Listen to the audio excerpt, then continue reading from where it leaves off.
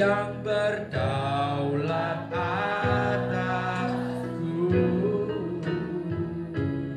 yang berdaulat atasku.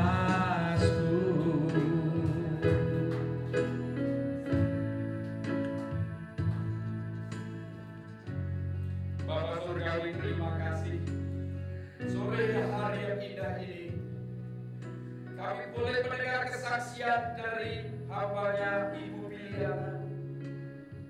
Bukan kebetulan, namun dia sudah merasakan anugerah-Mu. Kalau Kau izinkan sesuatu hal yang buruk terjadi, ada rencana-Mu di balik ini semua.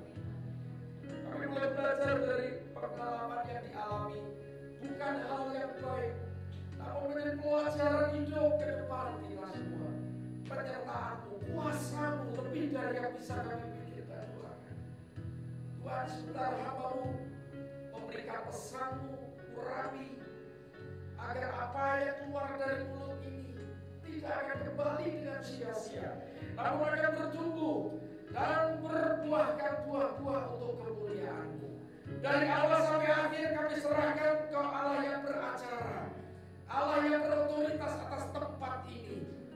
Kami serahkan hanya di dalam nama-Mu, Tuhan Yesus. Haleluya, puji Tuhan. Amin. Shalom. Saya persilakan duduk Bapak Ibu Saudara. Ada beberapa yang baru. Pak Yuda, Ibu Pendeta juga ya. Shalom. Ada juga yang teman-teman baru datang. Pak Udin, nah itu yang baju merah. Tuhan tadi udah telepon nih. Ini juga luar biasa, ya. Harusnya sudah enggak hidup, ya. Doa kalau siap nanti kita atur, Pak. Ya, Pak Udin harus bersaksi, bukan hanya di keluarga, ya. Ya, ini semua. Jadi shalom semua, selamat datang yang sudah meluangkan waktu sore hari ini. Kita sudah mendengar apa yang dialami Ibu Biliana. Dia seorang yang rajin ibadah. Dia seorang pendoa. Dia taat. Mengapa terjadi? Kadang nggak habis dipikir. Ya, ini banyak yang sedikit-sedikit ngeluh, cengeng ya. Dia kerja sendiri kan nyata ya, bukan rekayasa.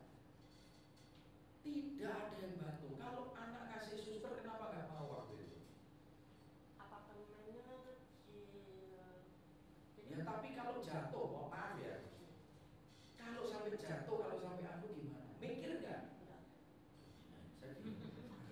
Saya nggak tahu harus gimana ini, ya Bapak Ibu Saudara. Ya. Pikirannya itu mau pulang aja dah. Pulang ke apartemen. Oh, saya pikir pulang mana nanti yang jelas dong ngomongnya. Iya, saya pikir pulang ke surga. Oh, itu juga sekarang kepengen. Iya, jadi ada tugas ya. Saya pernah katakan, Bu Biliana, pakai sisa hidupmu untuk menyelesaikan tugas yang Tuhan berikan. Ya, sampai selesai, nanti rumahnya udah siap, baru dipanggil. Ya, semua Oma kan pengen rumahnya siap ya. Pak Udin juga ya Pak Udin ya, rumah di surga ya. Kalau siap langsung balik ke sana nanti ya. Baik, kita temanya adalah di balik musibah ada kuasa Tuhan. Dari awal dia tadi menceritakan nggak ada rasa sedih loh. Maaf ya, saya lihat nangis aja enggak. Umumnya ilmu psikologi ya, kalau ada dokter itu, ketika kita diingatkan peristiwa buruk yang terjadi, nangis itu manusiawi. Tapi saya perhatikan agak mau nangis tapi dia kuat. Manusia apa ini Pak Saroni? Setengah dewa orangnya. Gak masuk akal Bapak itu. Ya. Mungkin juga Pak. Dokter-dokter di itu timnya dokter bedah tulang sama yang dokter lainnya. Heran. Yang fisioterapi heran. Pasti. Lapor ke itu. Yang tadi saya kemarin berapa minggu lalu kan saya ngomong, ini koleksi pen sama besi. Jadi kalau boleh saya katakan Ibu Biliana ini manusia, tulang dan besi. Boleh ya? Cocok dong. Karena kalau kita lihat semua besi lempengan-lempengan. Itu sekarang saya mau tanya, itu kapan dilepas? Tidak dilepas sama sekali. Pen itu kan harus dilepas. Enggak, tidak. Yang di sini sama di sini akhirnya dilepaskan pen-pennya. Yang jari-jari kaki itu kan yang Iya, yang itu tok yang dilepas, yang sini nggak lepas lagi. oh itu dilepas. Itu bonus untuk pulang ke surga. Oh itu nanti dibawa ke surga ya, seperti firman. Ah, untuk kenang-kenangan di sana. Sorry, kalau tunggu kemuliaan itu bersih, gak ada.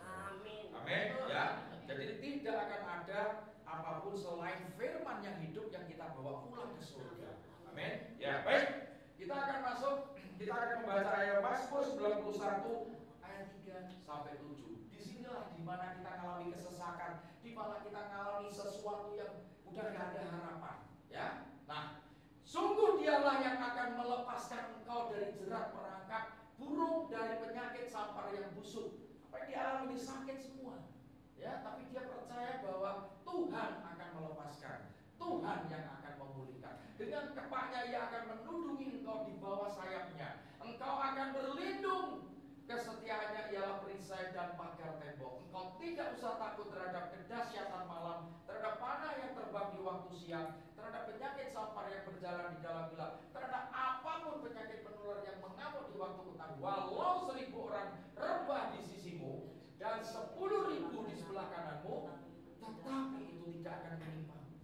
Nah, Bapak Ibu Saudara, yang dialami Ibu Biliana, saya percaya memang Tuhan memilih untuk dipakai. Logikanya, ya, kita tahu kejatuhan itu pasti hampir dikatakan tidak akan selamat. Kalau selamat pun akan cacat. Sekarang Bapak Ibu Pak Umar lihat, dia berdiri tegak. Dia tidak ada keluhan sama sekali. Bukankah ini tadi pertolongan Tuhan? Bukankah itu kuasa Tuhan yang terjadi di dalam diri Ibu Biliana? Ya, nah inilah kekuatan Tuhan yang kita betul-betul buka. Oke, kita lanjutkan. PowerPoint berikutnya. Nah, apa itu musibah? Kita perlu tahu adalah suatu bagian yang diizinkan Tuhan. Lihat, jadi supaya kita punya mindset, kita punya pola pikir benar, jangan alergi dengan masalah sakit penyakit. Adalah bagian, oke? Yang diizinkan Tuhan bagi manusia supaya manusia apa? Mawas diri, supaya manusia koreksi diri, supaya manusia sadar diri. Ini, ya, selalu berjaga-jaga di dalam menjalankan, mengalami dinamika hidup dengan berserah total dan percaya penuh. Mazmur 37 kan, percaya serahkan seluruhnya dan percayakan kepada Tuhan yang berdaulat dan pegang kendali. Tema sebelumnya, Tuhan pegang kendali atas hidupku. Katakan itu, ini agar bertumbuh semakin dewasa rohani dan imannya. Apa yang dia ceritakan tidak ada rasa sedih. Tadi saya ngomong, doakan supaya saya gak demam panggung. Ini tadi enggak, terlalu pede kalau saya ngomong, betul? Terlalu pede. Jadi saya rasa ini benar apa enggak? Seakan-akan kita gak percaya. Tapi itulah kalau Roh Kudus bekerja. Tadi saya doakan di belakang dengan ada kekuatan. Tadi waktu datang dihambat, ya, saya bilang berangkat. Kalau teman-teman nggak mau ikut, kalau diajak makan banyak yang ikut, betul. Kalau diajak untuk urusan Tuhan nanti dulu. Ya biarin. Nanti kalau panggilan surga, Bapak Ibu, Bu Biliana ada di depan, teman-teman, saya kok di belakang salah sendiri. Loh, Tuhan juga akan memilih orang yang sungguh-sungguh mencari Dia, ditaruh di depan antriannya. Ya.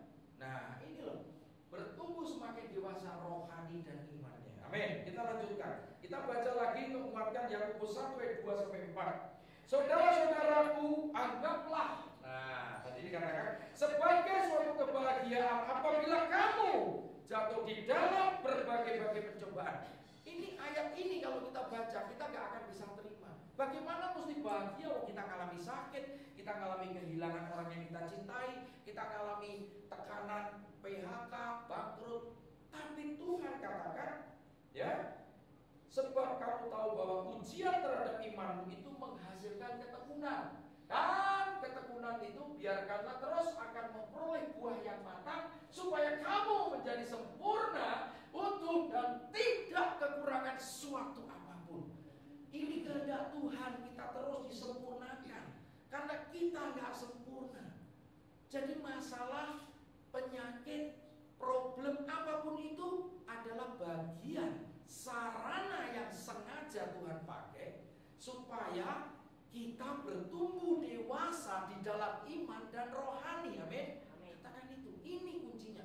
Dan ya satu-satu saya lihat kalau Pak Paulus kemarin kesaksian masih ada agak nangis lagi. Ini enggak tegar. Bagi seorang perempuan sangat tegar. Harusnya laki-laki yang tegar ya. Tapi karena Tuhan kasih kekuatan, aku akan menghapuskan setiap tetesan air matamu. Dan Tuhan hapus, supaya sukacitaku memenuhi kamu. Ini kuncinya. Boleh gak sedih? Boleh kita manusia dalam daging, tapi tidak berlarut-larut Bapak Ibu. Ini poin yang penting.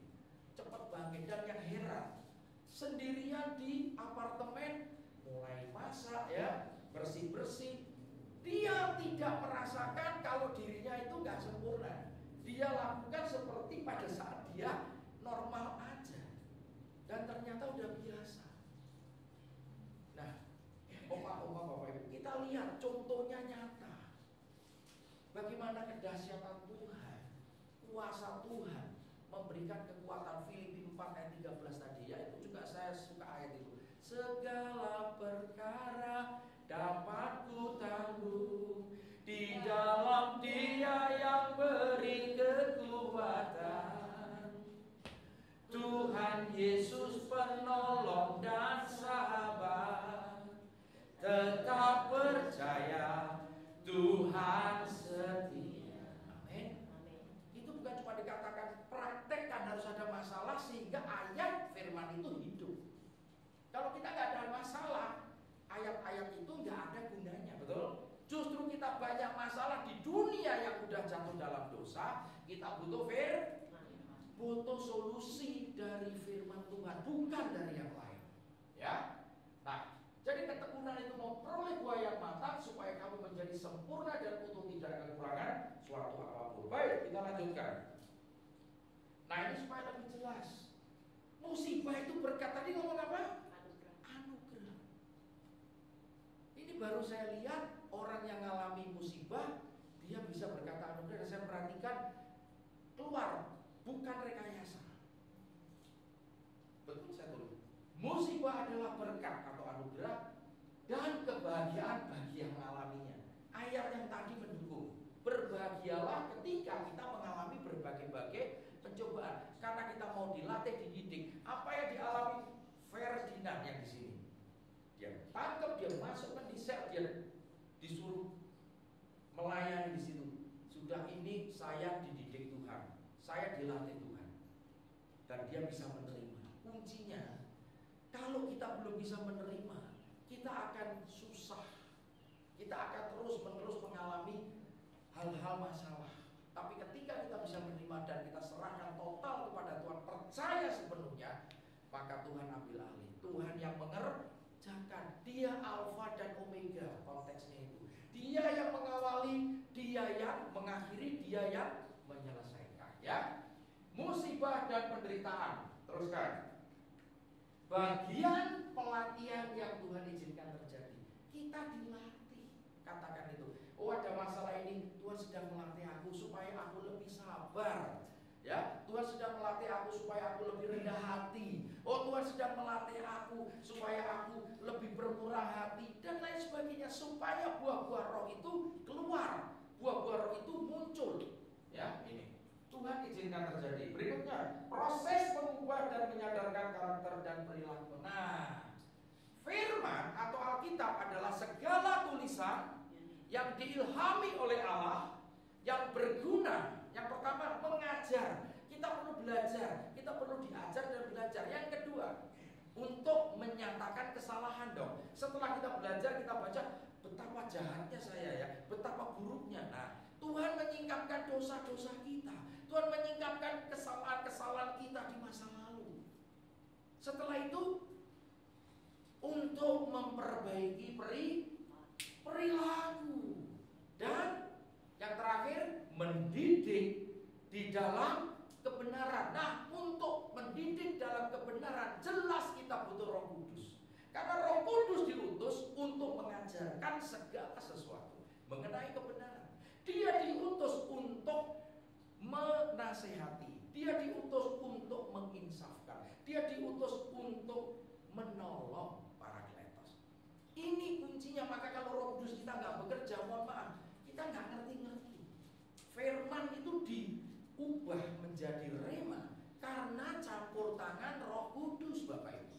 Lah dia sudah diutus, kita nggak pernah ajak ngobrol, kita nggak pernah bertanya kepada dia.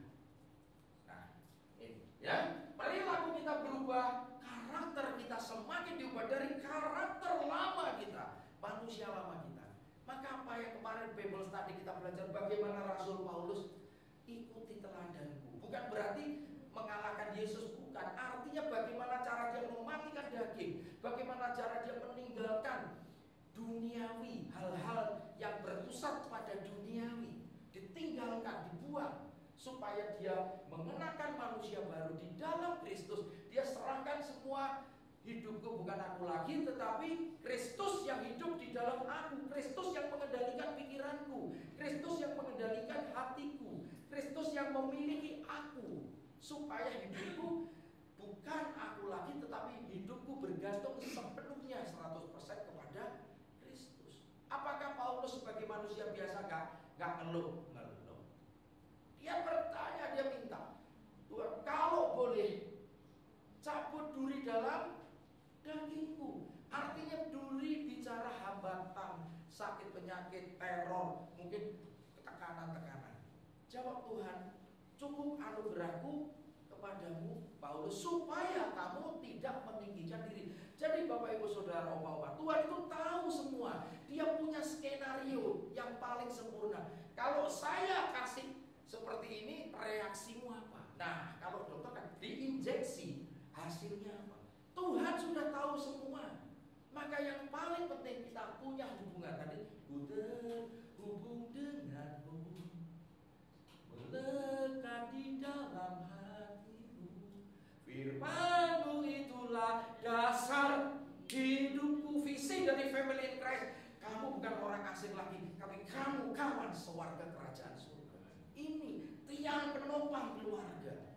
Maka keluarga-keluarga berantakan kembali lagi, karena dasarnya bukan firman, dasarnya bukan Tuhan, dasarnya bukan kasih. Kita kembali, Bapak Ibu Saudara, ya, kita menyaksikan apa yang dialami Bu Biliana, itu nggak masuk di akal. Ya, beberapa anggota saya, Bu Wiling sekarang di Singapura, mau dicek tulang punggungnya. Saya kalau ada nanti Bu Biliana kasih kekuatan. Saya aja bisa yang lebih hancur, betul nggak? Terus ada lagi yang siapa ya, kemarin itu juga Wihwa, ya jatuh ya kan? Jatuh di Singapura ini. Dibandingkan sama dia gimana Wihwa? Nggak ada artinya. Nih peng-pengnya tadi ngeri ya, Bu Tuti. Semua diizinkan Tuhan, jangan banding-bandingkan. Saya mau tanya, Bu Biliana, kalau ada orang yang sakit yang lebih ringan, kira-kira ini enggak? Kenapa Tuhan kok izinkan saya? Kenapa enggak orang itu? Enggak kok, saya bangga. Ya, no question. Saya nggak mau ngomong lagi. Dah selesai. Ya, menurut kita nggak wajar jawaban itu. Hilang semua, kecewa hilang, kepahitan ini nggak ada semua. Empedunya masih ada ya. Coba dicek dulu, jangan-jangan empedunya merpati itu tidak ada empedunya, maka dia dilambangkan perdamaian ya. Masih ada ya. Tapi empedu itu pahit, tetapi tidak membuat hidupnya pahit. Amin. Ini kekuatan ya, karena hidupnya jadi manis bersama Tuhan Yesus. Ya, oke. Nah, kita lanjutkan. Lalu apa langkahnya sekarang? Setelah kita tahu, mendewasakan rohani dan iman. Ini kuncinya. Kita jangan jadi anak-anak terus. Umurmu sudah sekian, harusnya kamu jadi pengajar, tapi kamu minta susu terus, minta makanan-makanan yang halus. Padahal seharusnya kamu harus makan makanan yang keras. Nah ini penting ya, mendewasakan rohani dan iman. Kemudian lakukan bagian kita untuk menggerakkan kuasa Tuhan. Amen. Ini yang dilakukan dia ya adalah menggerakkan Biliana, dia taat, jangan ngeluh nggak ngeluh, ya taati firman, doa, tekun doa. Lalu yang terjadi, Tuhan bergerak. Ketika kita melakukan langkah pertama, selesai, maka Tuhan bekerja. Ya, langkah berikutnya. Nah ini penting. Ya dia kerjakan. Dia tidak mengeluh. Apa yang ditulis di Alkitab dipraktekkan oleh Ibu Biliana, bukan dihafal, dihidupi. Maka dia menjadi hidup karena Kristus yang menghidupkan dia. Amen. Oke, kita lanjutkan. Nah ini kuasanya bekerja. Maka masalah menjadi sesuatu yang biasa, bukan luar biasa. Maka kenapa diizinkan kita ngadepi masalah? Supaya kita jadi terbiasa. Oh, saya udah biasa ngadepi masalah ini, solusinya ini. Gak takut lagi, gak cemas lagi, gak gampang khawatir. Justru kalau kita gampang khawatir, kenapa? Kita hadapi, jangan malah lari. Kita takut melawan apa? Hadapi. Ini kuncinya, bersama Tuhan Yesus. Ya, masalah menjadi sesuatu yang biasa. Maka pencobaan-pencobaan yang dia ngomongin adalah biasa. Ketika kamu dicobai, Tuhan akan beri solusinya. Amin. Pasti. Ketika kita sudah katakan penderitaan ringan yang kualami tidak akan bisa dibandingkan dengan kemuliaan yang Tuhan akan nyatakan. Yang kuasa ringan, masa kita nggak percaya dengan perkataan firman? Kalau Tuhan ngomong yang kuasa ringan, amin, amin, amin, ya ringan. Kenapa kok saya terasa berat? Karena kamu nyangkalnya kurang. Nah, ingat, sebelum mikul salib ngapain? Menyangkal diri. Baru kita ngomong mengikut Yesus. Kita ngomong mengikut Kristus, tapi kita tidak melakukan langkah sebelumnya. Nggak bisa, maka berat terus. Ya, oke, kita lanjutkan. Nah, inilah gambar bagiannya. Nah, bagaimana kita menjadikan masalah untuk kebaikan? Roma 8 ayat 28. Ada yang tahu firman? Kita tahu sekarang Tuhan bekerja di dalam segala sesuatu untuk mendatangkan kebaikan bagi mereka yang mengasihi Dia dan mereka yang terpanggil sesuai dengan rencana. Nah, ada rencana Tuhan dalam hidupnya. Pernah mikir nggak? Tahun sekian, jam sekian mau ketimpa? Gak pernah mimpi. Gak pernah mimpi. Gak pernah ditelepon Tuhan ya. Beberapa orang ngomong ke saya, Pak, kenapa Tuhan gak ngomong dulu supaya aku hati-hati? Saya cuma tanya, kamu hubungannya intinya seberapa? Diam. Kenali Tuhanmu. Pakai firman. Jangan pakai yang enggak, mohon maaf. Banyak yang menemukan cara ini, cara itu. Tunggu di sini, nanti Tuhan datang. Nah, praktek-praktek ini harus kita jauhi, hindari, ya. Kita tekuni firman, baca siang dan malam supaya menjadi rema. Rema itu menjadi modal bekal kita untuk melanjutkan perjalanan. Oke, yang pertama, ini loh. Ini penting.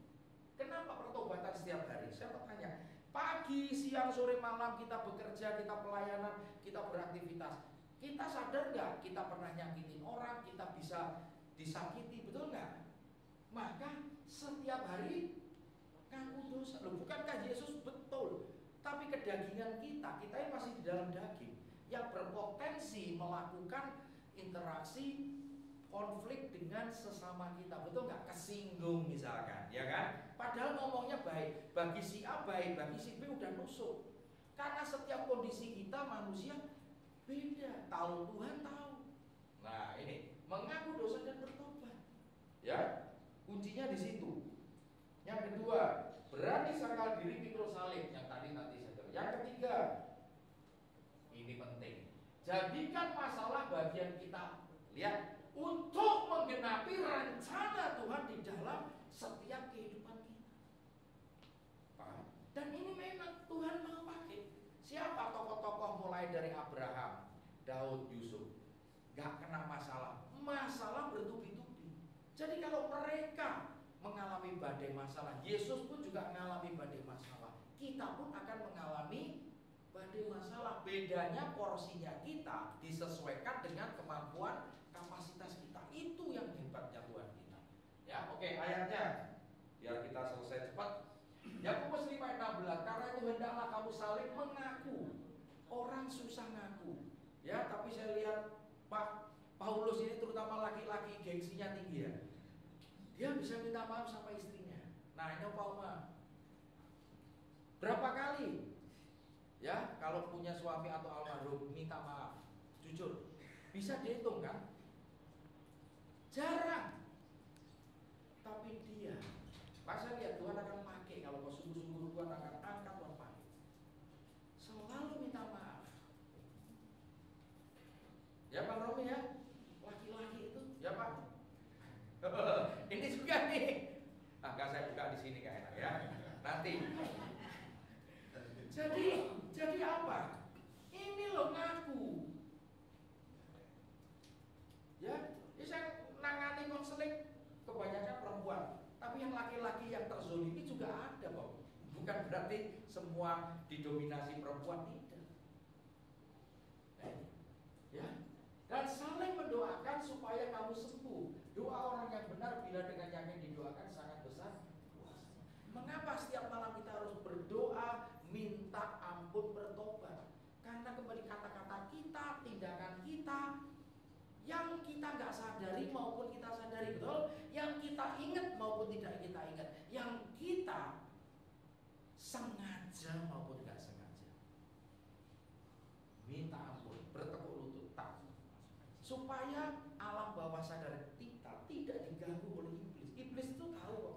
Nah Tuhan, si A ini belum minta maaf nih. Si A tadi habis maki-maki tukang parkirnya kepahitan.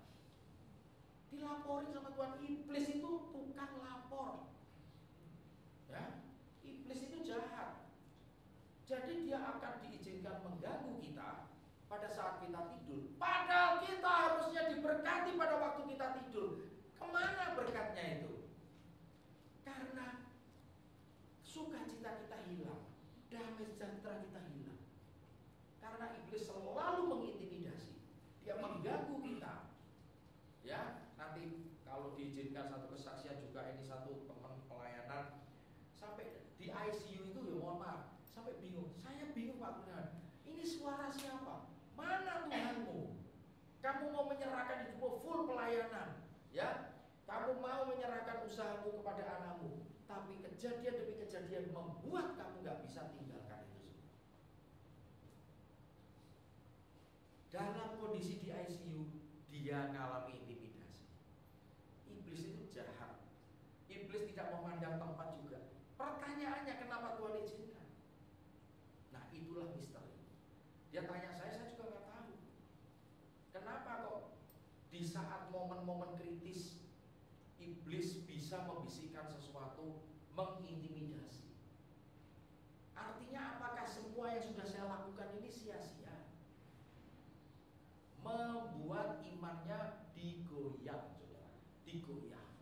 Maka selalu katakan bangkit, lanjutkan, selesaikan. Raise, accomplish, continue and accomplish. Selesaikan. Ya. Nah, doa orang benar bila dengan yakin didoakan sangat besar kuasanya. Oke, kita lanjutkan. Matius 16 ayat 24. Lalu Yesus berkata kepada murid-Nya, setiap orang yang mau mengikut aku, ia harus menyangkal dirinya, memikul salibnya dan mengikut aku. Saya nggak akan bahas ini. Kita pernah bahas ya, bagaimana menyangkal diri. Semua itu adalah Tuhan. Kita tidak ada apa-apanya ya. Kita akui untuk kita makin rendah hati, untuk kita semakin tidak ada kesombongan. Nah, kemudian menyangkal diri dan baru memikul salib. Jadikan masalah adalah bagian kita untuk menggenapi rencana Tuhan di dalam hidup kita. Kita baca Yeremia 29 ayat 9. Sebab aku ini mengetahui rancangan-rancangan apa yang ada padamu mengenai kamu. Demikianlah firman Tuhan, yaitu rancangan apa?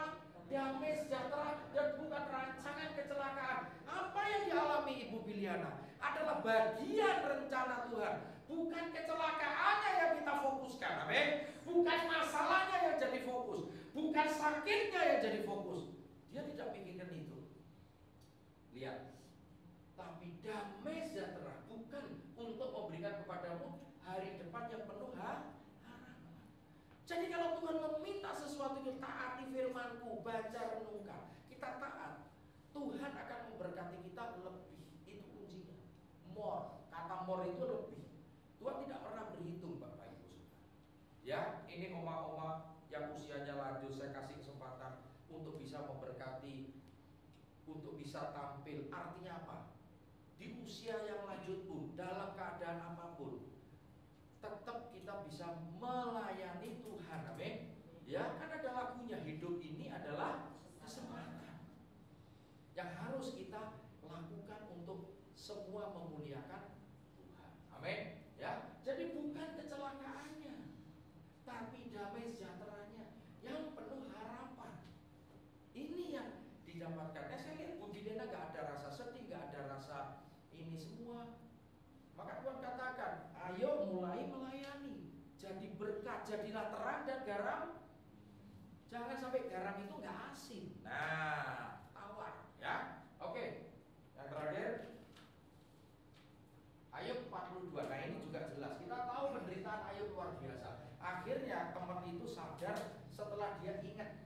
Lihat saudara, gunanya kita baca merenungkan firman. Pada saat kita kritis, yang keluar itu tak firman. Itu dia tak sadar, aduh. Nah, Ayub kan lebih dari aku. Nah, ingat Ferdinand juga.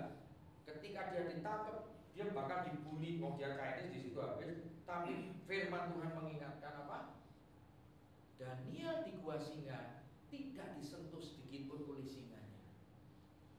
Dia percaya kuasa Tuhan menyertai. Dia percaya kekuatan Tuhan yang diberikan.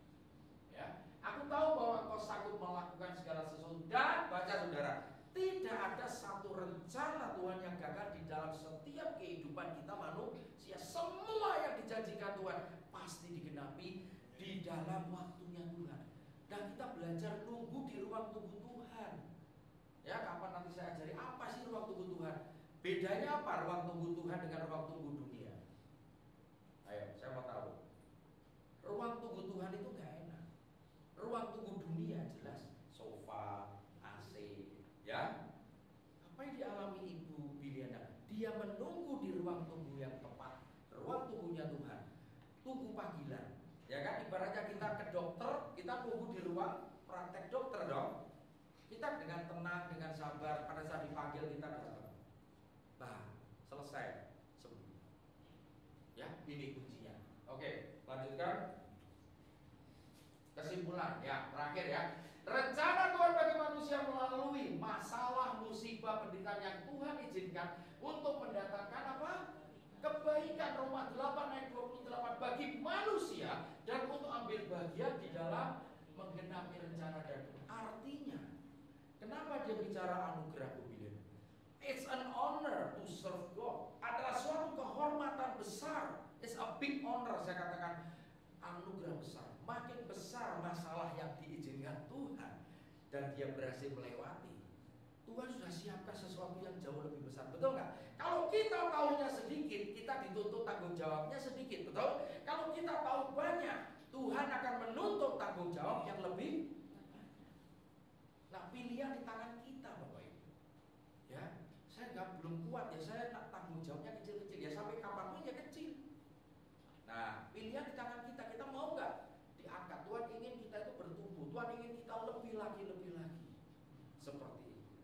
Ya, amin.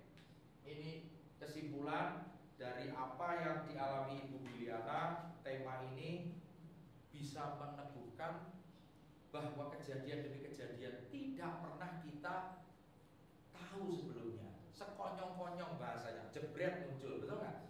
Apakah dia dikasih peringatan? Tidak. Demikian juga Pak Paulus. Saya tahu Pak Paulus itu sebetulnya dikasih kepekaan. Jangan lewat situ, nalarnya jalan. Tapi entah kenapa, mungkin diizinkan juga untuk bisa bersaksi. Semua yang terjadi ada rencana Tuhan di balik musibah. Maka saya katakan hidup ini misteri. Ya betul misteri. Tapi kalau kita kenal Tuhan, pelan-pelan misteri itu akan terkuat. Tahu terkuat? Karena gak semua orang dibukakan. Amin. Aku yang membuka, aku yang menutup. Aku yang meninggikan kamu, aku yang merendahkan. Aku yang mengangkat kamu,